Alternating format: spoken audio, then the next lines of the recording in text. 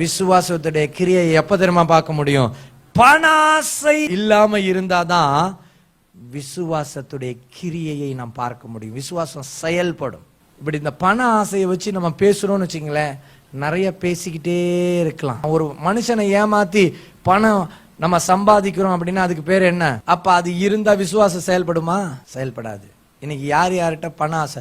மாமியார் வீட்டுல போயிட்டு மாமனார், நீ எனக்கு 3 லட்சம் காசு தரலைன்னா உன் பொண்ணை உன் வீட்டுக்கு அனுப்பிடுவேன். இது பண ஆசையா? என்ன ஆசை? வந்தா சொத்தோட வாடி, இல்லைன்னா நீ அங்க செத்து போடி. இதுக்கு பேர் என்ன ஆசை? அப்ப இவரு ஊழியம் செய்வாராம். இது என்னது? ஊழியமா அட்டூழியமா? இது அட்டூழியம். இந்த ஊழியக்காரர்கிட்ட உங்க விசுவாச கிரியை செய்யும் நீங்க நினைக்கிறீங்க?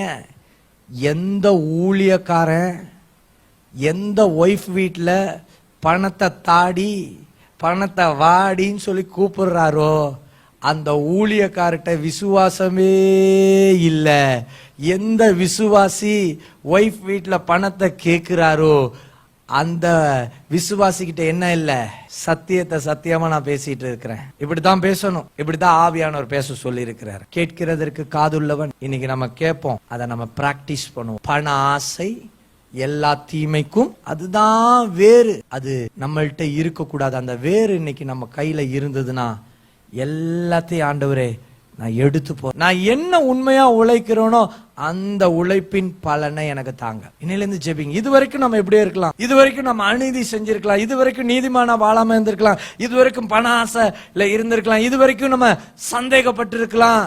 ஆனா ஆண்டவர் சொல்றார், இன்றைக்கு இதெல்லாம் நம்மளுடைய இருதயத்திலிருந்து எடுத்து போன. அதனாலதான் இந்த பிரீச்சிங் இன்க்ளூடிங் மீ. நான் ஆண்டவர்கிட்ட செபிக்கிறேன், ஆண்டவரே என்கிட்ட என்ன காரியம் இருக்கு? விசுவாசத்துக்கு அளவே இல்லை.